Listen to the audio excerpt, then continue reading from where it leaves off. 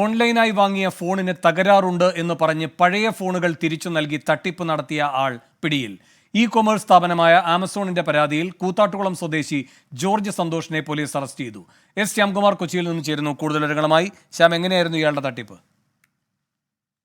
Venu, E commerce സ്ഥാപനമായ ആമസോണിൽ നിന്ന് സാംസങ്ങിന്റെ പ്രീമിയം ഫോണുകൾ വാങ്ങുകയും പിന്നീട് ഈ ഫോണുകൾക്ക് കംപ്ലൈന്റ് ഉണ്ട് എന്ന് പറഞ്ഞ് തിരികെ നൽകുകയുമായിരുന്നു പ്രതിയുടെ രീതി.